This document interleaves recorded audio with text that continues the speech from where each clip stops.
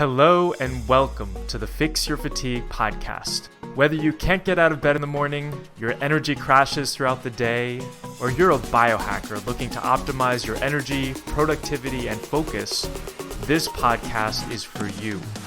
I am Dr. Evan Hirsch, and I will be your host on your journey to resolving fatigue and optimizing your energy. And we'll be interviewing some of the top leaders in the world on fatigue resolution. Welcome.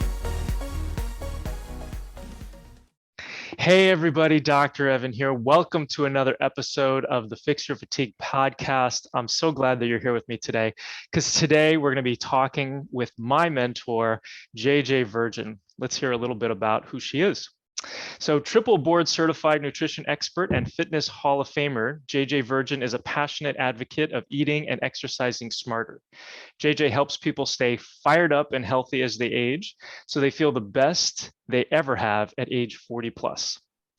JJ is a prominent TV and media personality whose previous features include co-host of TLC's Freaky Eaters, 2 years as the on-camera nutritionist for weight loss challenges on Dr. Phil, and numerous appearances on PBS, Dr. Oz, Rachel Ray, Access Hollywood, and The Today Show. She also speaks regularly and has shared the stage with notables including Seth Godin, Lisa Nichols, Gary Vaynerchuk, Mark Hyman, Dan Buettner, and Mary Morrissey. JJ is the author of 4 New York Times bestsellers, The Virgin Diet, The Virgin Diet Cookbook, JJ Virgin Super Impact Diet, and JJ Virgin Super Impact Diet Cookbook. Her latest book, Warrior Mom, 7 Secrets to Bold, Brave Resilience, which we're going to be talking about today, shows caregivers everywhere how to be strong, positive leaders for their families while exploring the inspirational lessons JJ learned as she fought for her own son's life. JJ hosts the popular Ask the Health Expert podcast with over 8 million downloads and growing. She also regularly writes for Rodale Wellness, Mind Body Green, and other major blogs and magazines. JJ is also a business coach and founded the premier health entrepreneur event and community, the Mindshare Summit, which I really can't say enough good things about. Visit www.jjvirgin.com for hundreds of free recipes and resources, plus state-of-the-art programs, products, and plenty of support to help you build your dream life. JJ, thanks so much for hanging out with me today. Oh, so glad to be here. So I'm really excited to be talking about mindset with you because mindset is such a huge component of what we do in our programs and helping people resolve their fatigue. So let's start off first with what inspired you to write Warrior Mom. You know, it's funny. When I was selling this book to publishers, one of the things they said, Evan, is, "But you're a health writer," you know. And I go, if you look at all of my different programs, every single one of my programs starts with mindset. They all do, just like you talked about with your program. It has to start with mindset. However, the book itself got written not because it was part of all my other programs, but because of what I was going through when my first big book, The Virgin Diet, was coming out. What most people do not know about that book is that I literally launched that book bedside with my son in a coma.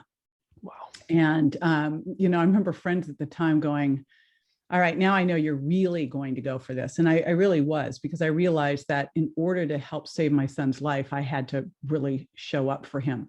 What had happened was about a month before the book was getting ready to launch and come out, my son was out crossing the street at dusk and he got hit by a car. We don't really know what happened because a neighbor saw the car stop, the woman get out, the woman looked back and gasped at my son in the street, and then the woman drive off. That's all he knows. He didn't see the actual accident. And then he pulled around and he protected my son and called 911. By the time we got to the hospital, he'd been airlifted to the local hospital. And when we walked in, they were all, it was very doom and gloom. There was not a lot of like faith and hope going on there. It was sometime in the next 24 hours, your son is going to die. And as we started to dig into it, they said, you know, your son has a torn aorta, and that is what kills 90% of the people on the scene. His is going to rupture sometime in the next 24 hours. The only way he could get through that is if he got it repaired, but the type of surgery he needs, because he also has multiple brain bleeds, we don't do at this hospital. He would have to get airlifted to another hospital. And they said he's not going to survive that airlift. And even if he were to survive that airlift, the likelihood he'd survive that surgery is slim to none. And even if he were lucky enough to survive both of those, he would be so brain damaged it wouldn't be worth it. And my son Bryce, who is 15, my son Grant was 16. My son Bryce is looking at this doctor now. Couple really important facts. My husband's ex-husband's whole family are doctors and attorneys. So they're either medical malpractice attorneys or they're doctors. All my friends are doctors. So my kids don't have doctors on pedestals. They know that they are just people like everybody else and giving their opinion, right? So Bryce is looking at this doctor, and Bryce also has been raised by me, and I'll explain how this mindset came to be. So he's not used to the glass half empty concept. So he's looking at this doctor. He says, well, sounds like maybe a 0.25% chance he'd make it. And the doctor says, yep, that sounds about right. And he says, well, that's not zero. We'll take those odds. And, when you really look at it, and the book that started as Miracle Mindset, now called Warrior Mom, talks about 7 steps to brave, bold resilience. Well, what is resilience? There's no resilience without some sort of faith, right? And there's no faith without some sort of hope. Like, you have to have all of those things. If there's no hope, if there's no chance, if you don't believe there's a 0.25% chance, then your hope is gone. And then you're not going to be resilient. You're not going to keep getting back up. But we had a 0.25% chance. So that's all we needed. We didn't look at the 99.75% that he wouldn't make it. We literally were like 0.25%, we'll take it. He survived the airlift, and he survived the 5 surgeries at the next hospital. He literally had 5 surgical teams working on all of his he had 13 fractures. He had the torn aorta. He had multiple brain bleeds. So they were, relieving the pressure in his brain and fixing the torn aorta and putting rods in his femurs and casting his arm. I mean, all these things were going on all at once. And I walk in to see him after all of this has happened. And the surgical teams now told me, okay, the aorta is fine. He's fine, but we don't know if he'll ever wake up. And I'm standing in the hospital. I'm holding on to 2 fingers because every single other bit of his body was either covered in road rash or covered in bandages. So there was literally like these 2 fingers. And I'm talking to him because I've always believed that they can hear you if they're in a coma. And I'm telling Grant, you're going to be amazing. You're a warrior. You have to fight.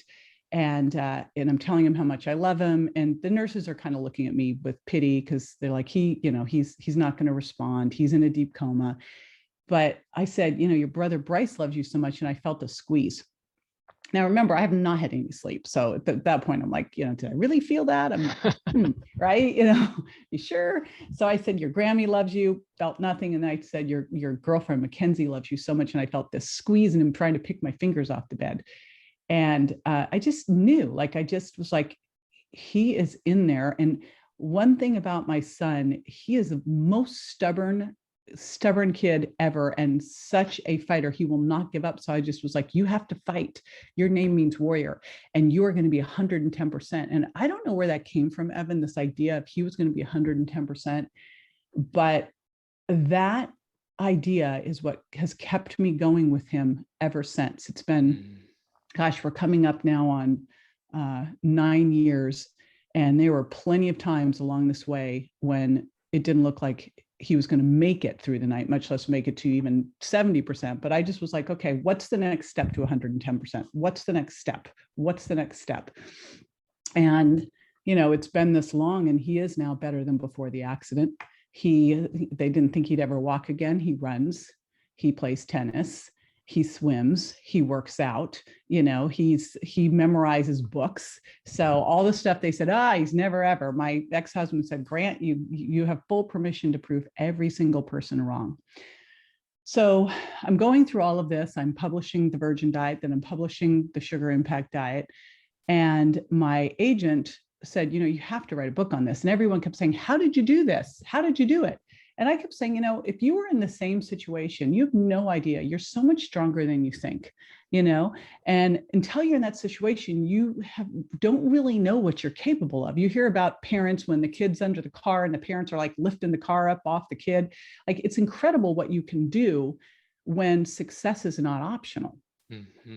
Right? But until you're put into that place, you don't really know. And that's why when you start to look at people who've been truly successful in anything, whether it's successful in their relationships or their health or their career, they are people who've gone through challenges and they've come through them, and they see that once they have, they're like, oh, all right, I can get through that. What else can I get through? Right. Mm-hmm. But it first starts with that 110%. It first starts with that vision in their mind. Like, you first have to see it in your mind before you'll ever really be able to see it.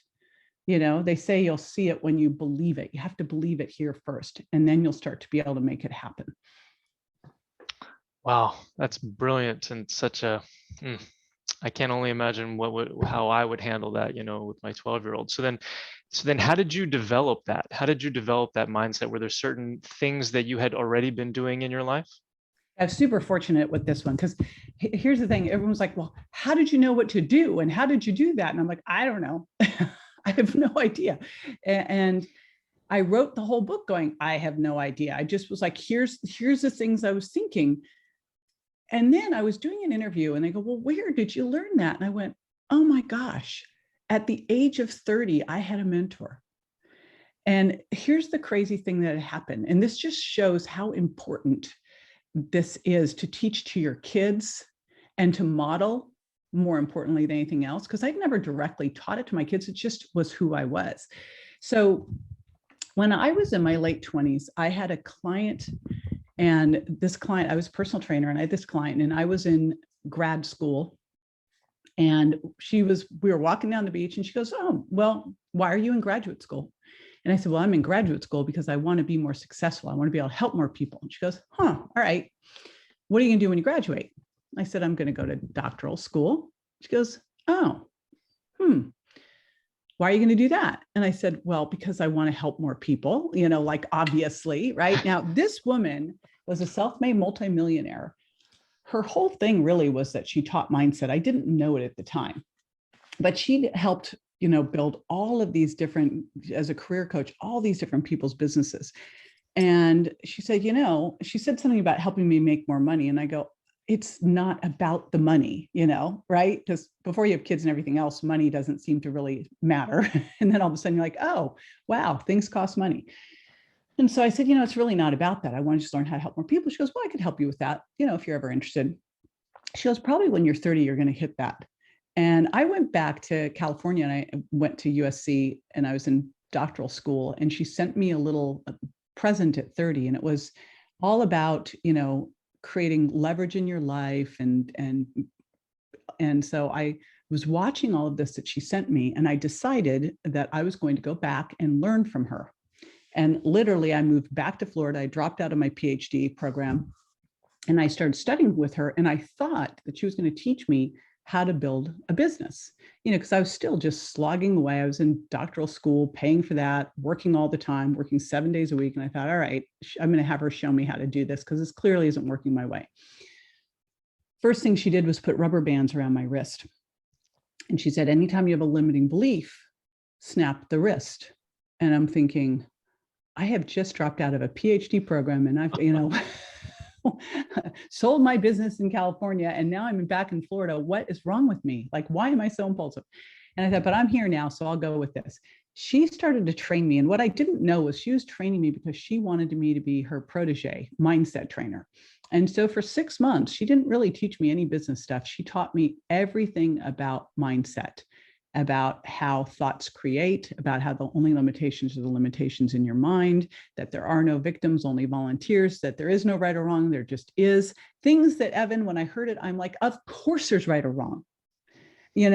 Of course there's limitations, But yet, if I'd really believed that, would I have ever looked at my son when a doctor says you have to let him die because there's only a 0.25% chance he'd make it? Would I have listened to him? Probably. And so all of these things she taught me, they just became my roadmap, my guiding principles, like how I learned to live. She taught me to tightly control my environment. And I think this is so important for all of us. In the hospital, I was so careful about all the input around Grant. I had headphones on so he could listen to music. I was making super careful that whatever the nurses or doctors was saying was positive. If they wanted to say something else, we got out of the room. And another critical thing, and I remember that the orthopedic surgeons walked in and Grant had a crushed heel. And this crushed heel, apparently, like, you start to roll through this in a matter of degrees. At first, it was his torn aorta, because that was going to kill him sometime in the next 24 hours. The next thing was, he's in a coma. When's he going to wake up? So it was just like one thing after the next. Well, once we got through one urgent to the next urgent, now all of a sudden he's got this heel that's got a huge open wound and literally pins sticking through it that they've tried to stick his heel back together. And they're sitting in there trying to figure out what to do with this and just saying, gosh, we're just trying to get him to be able to walk again. And I'm like, oh, whoa. I moved him out of the room and I said, listen, unless you can see that him as running as an athlete, then this is not going to work here. Like, you have to treat him. I'm sure if Kobe Bryant were in that bed right now, that you would not be saying, gosh, we're just trying to get him to walk again. You'd be doing whatever it took to get him back to speed. So that's what you've got to see. If you can't see that for him, like if you can't see him fully healed, you're not going to do what you need to do to get him there. So that changed. I know they all thought I was kooky. Like they did, because I was like telling him what he was going to be doing and 110%, until he left the first hospital 2.5 months later, and then went to the next rehab hospital, and then came back, walked in 4.5 months later, said hello to everybody, shook their hands, and they're like, wow, it's a miracle. And I'm like, well, but you think about that when you are, who you're around. If you are around people who are, believe that they're just not going to be healthy, that things don't work out for them, guess what you'll think? We are the average of the people we hang out with. It's that whole thing from Jim Rohn is we're the average of the 5 people that we hang out with. So choose wisely, right? But if you want to be healthy and fit, you hang out with healthy, fit people. Do what they do. Right. So I knew that I had to be around in the hospital doctors that saw the possibility for him, not the limitations that there might be. Yeah. And, we talk a lot about putting good food in our bodies, right? But we forget that we also have to put good thoughts in our brains. It is so key critical. Like when you really think about it, if you eat and you are rushed and stressed, you are not going to be able to get the nutrients you need from that food. Right? I mean, your stress hormones will be up, your digestive enzymes will be down, you won't be able to break down things like you need to. Like, this is such a key important thing, is to start with this.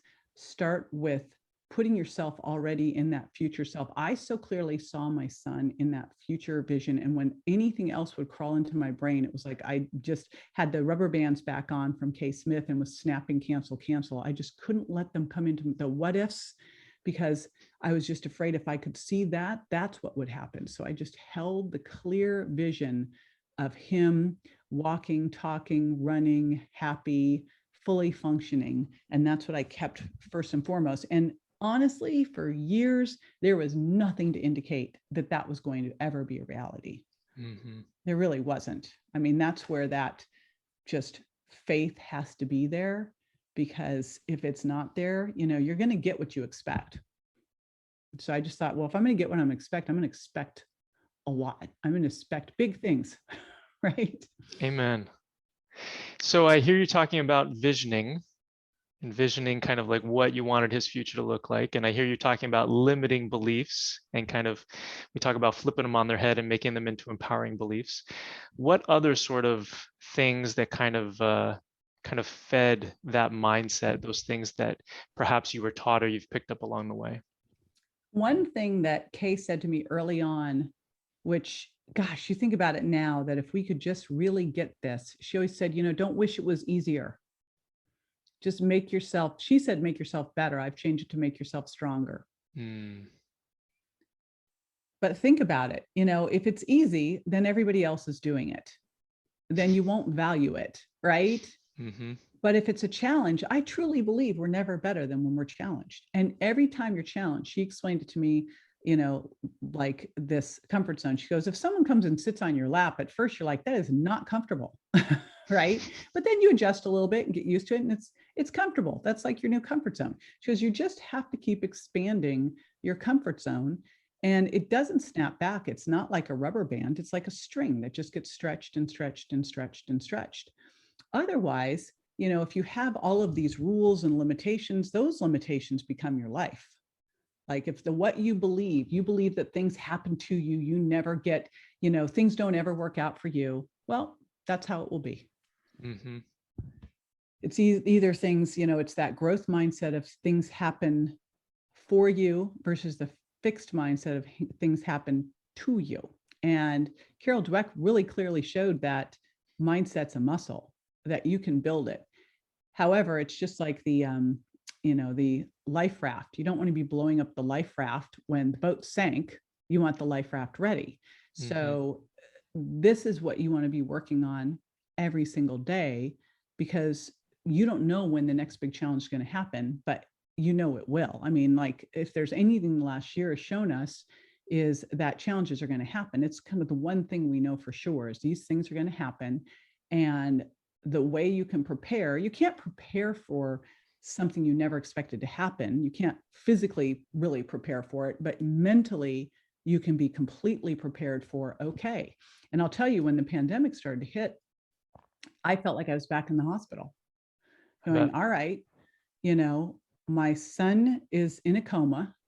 He's like, number one cause of death in kids is a brain injury. Number 3 cause in death in people is death by doctor, like death in a hospital.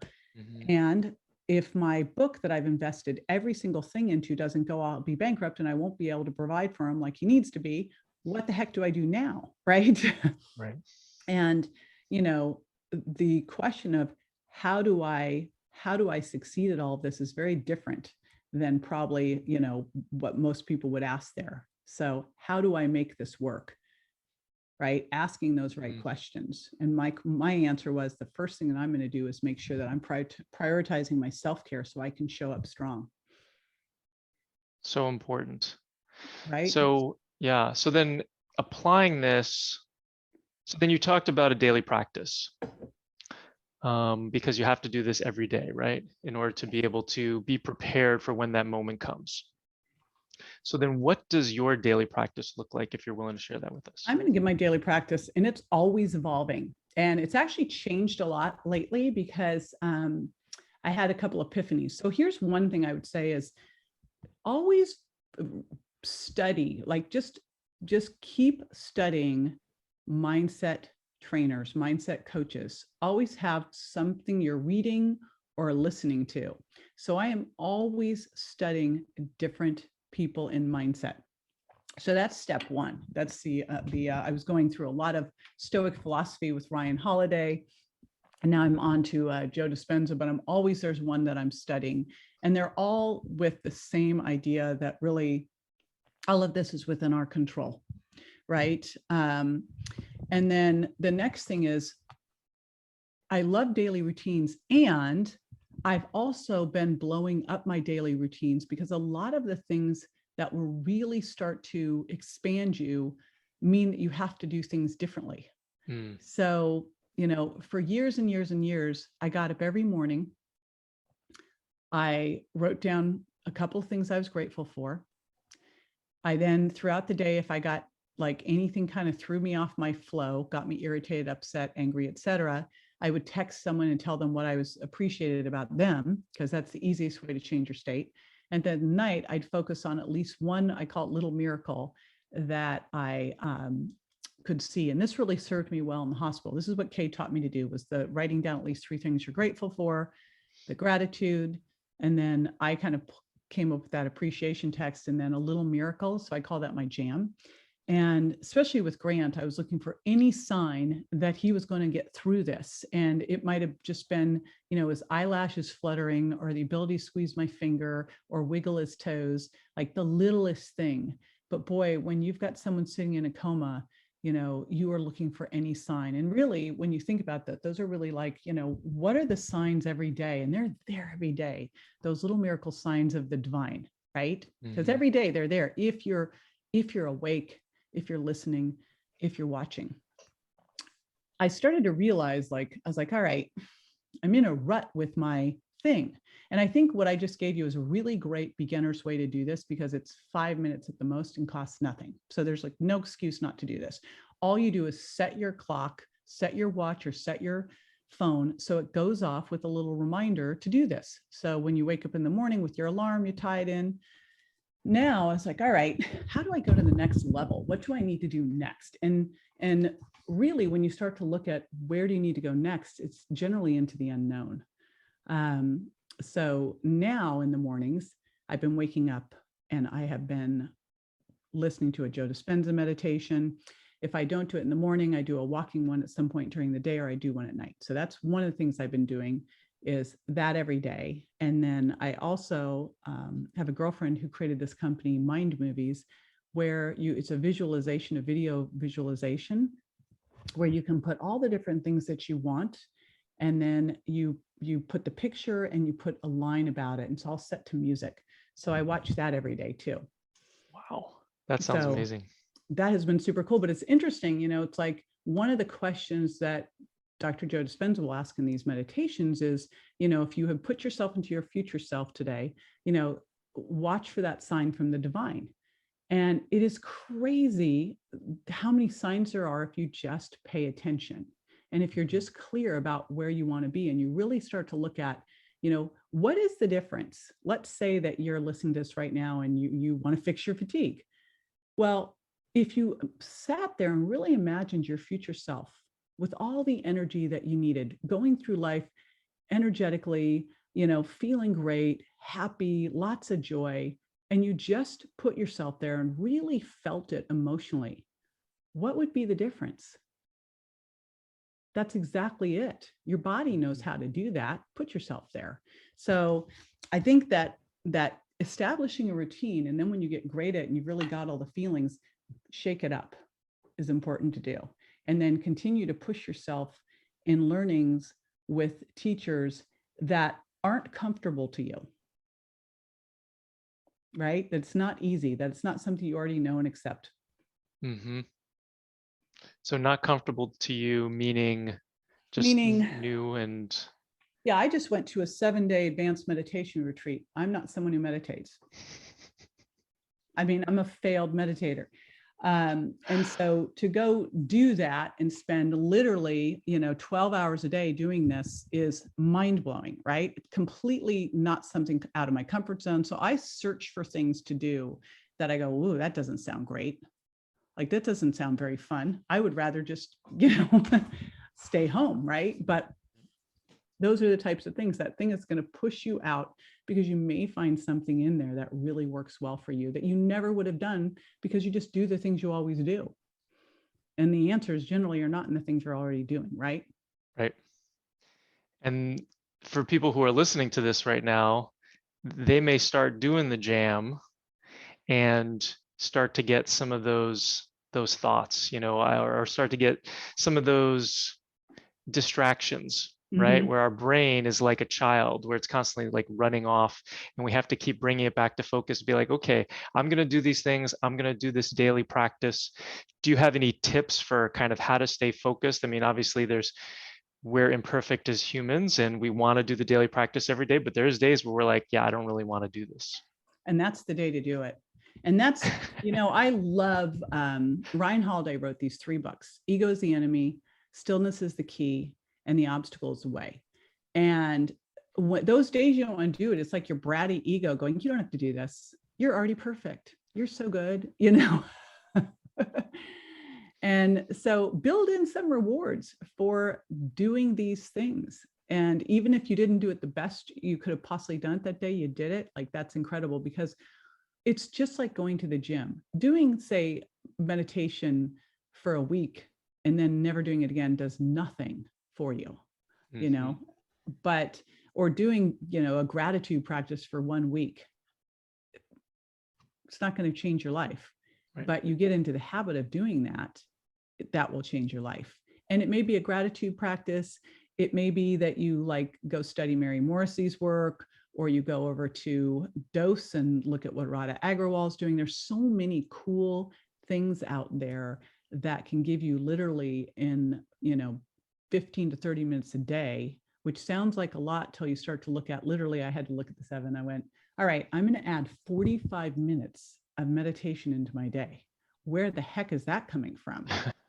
Right? And then you start to look and you go, oh, there are plenty of places you can knock some other stuff out, or, you can multitask, like go in the sauna if you're a sauna person, or sit in an Epsom salts bath or whatever it is. But you just figure out how to make these things happen because you ask the right question. How do I make this work for me? And if you're meeting with resistance, try to figure out why that is, right? Who's showing up? Is that ego showing up, trying to tell you don't need to do these things? And what would happen? Like, what's the worst thing that would happen if you did this for a month and spent 5 minutes a day? Yeah, that's been a huge practice for me, is actually being able to notice when I'm in resistance and noticing what the limiting belief is that's coming up. Because then when I can identify that, then I can actually flip it on its head and I can realize the reverse. And then I just tell myself that reverse until I'm out of it. That's awesome. We also have a group that is like, just holds each other accountable on this. So if you have a best friend or a spouse, someone who's holding you accountable for this, then it's great when one of you is like, like we just did a weekend retreat and we all meditated together. We did a walking meditation together. Like we just made sure we did the stuff.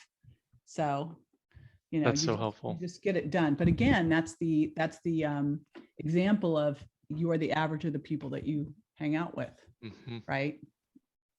Yeah. So is that the academy? Which? The group that you were talking about, or maybe tell us about this is just a group of friends, because the same thing. Like I have a group of friends who are very much into consciousness and mindfulness and do all these things together and eat healthy and exercise, and right. So important. So tell us then about the Miracle Mindset Academy.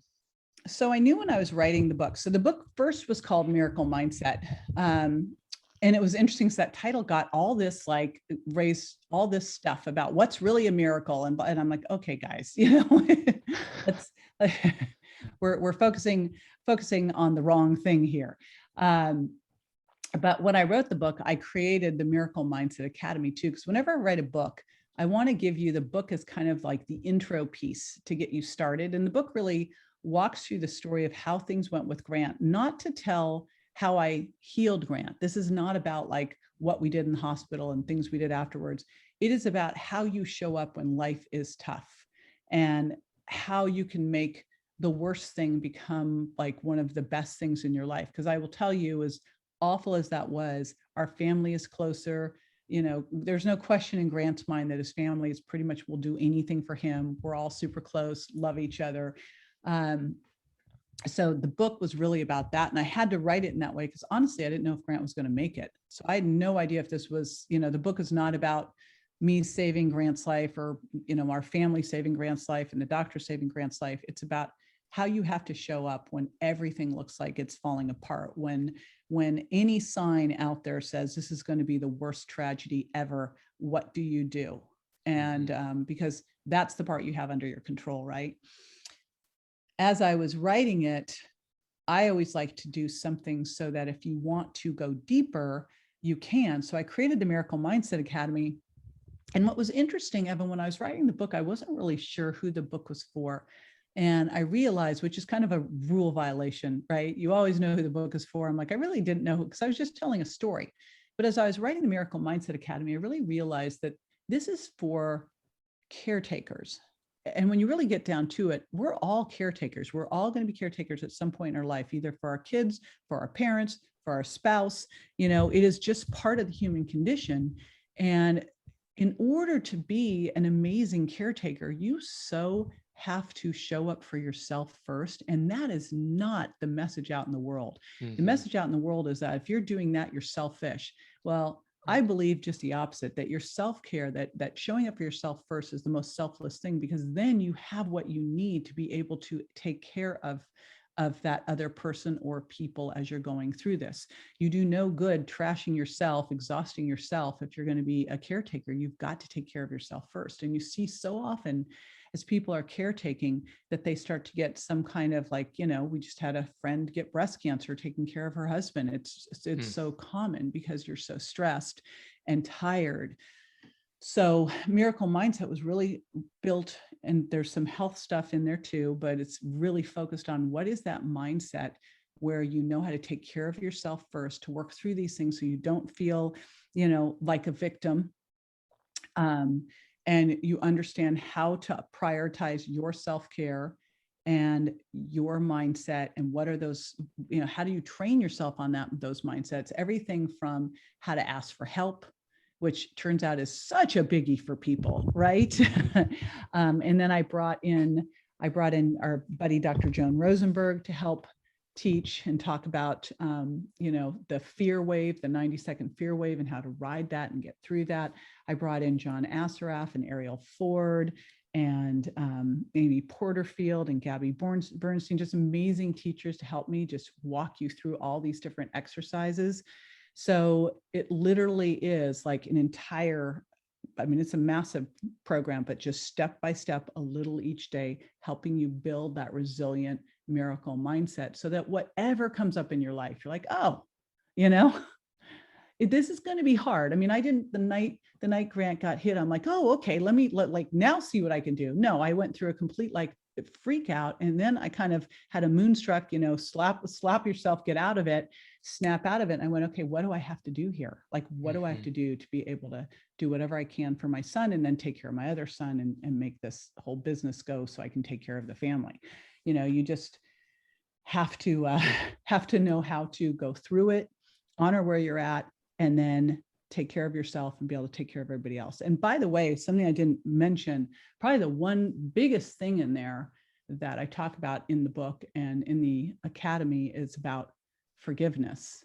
And it's probably one of those things that just holds you back more than anything else. And you don't even realize it, because we tend to think that if you're angry at someone, that, forgiving them is somehow helping them and somehow like letting them off the hook. And it's really got nothing to do with that. When you really look at forgiveness, like when you're angry at someone and holding resentment, it's not hurting them. It's hurting you. And forgiving them has nothing to do with calling them up and telling them you forgive them. That's not part of it whatsoever. It's you emotionally forgiving them and letting go of those bonds that are holding you to them and making you angry and eating you alive, right? Right.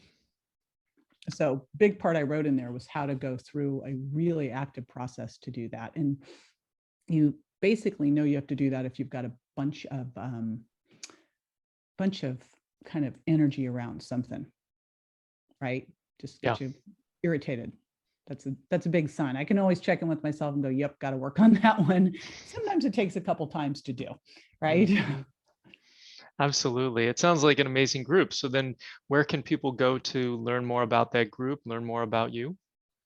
All of that's at jjvirgin.com. Excellent. And then if people want to check out your podcast, that's subscribe to jj.com, right? Yep. Subscribe to jj.com. Isn't that a good one? That's a good one. Hopefully you have a subscribe to drevan.com, do you? Not yet, but I Not need yet, to. but Yes. soon. I'll keep Soon. checking in. Very soon. Okay, good. Excellent. Well, thank you so much for being with me here today, JJ. I really appreciate you being on. Thank you. I hope you learned something on today's podcast.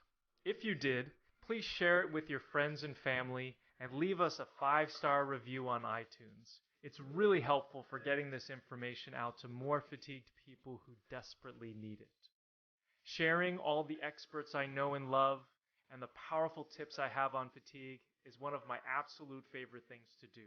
If you'd like more information, please sign up for my newsletter, where I share all important facts and information about fatigue, from the foods and supplements to the programs and products that I use personally and recommend to others so that they can live their best lives. Just go to fixyourfatigue.com/newsletter to sign up, and I will send you this great information. Thanks for being part of my community. Just a reminder, this podcast is for educational purposes only and is not a substitute for professional care by a doctor or other qualified medical professional. It is provided with the understanding that it does not constitute medical or other professional advice or services. If you're looking for help with your fatigue, you can visit my website and work with us at fixyourfatigue.com. And remember, it's important that you have someone in your corner who is a credentialed healthcare professional to help you make changes. This is very important, especially when it comes to your health. Thanks for listening, and have an amazing day.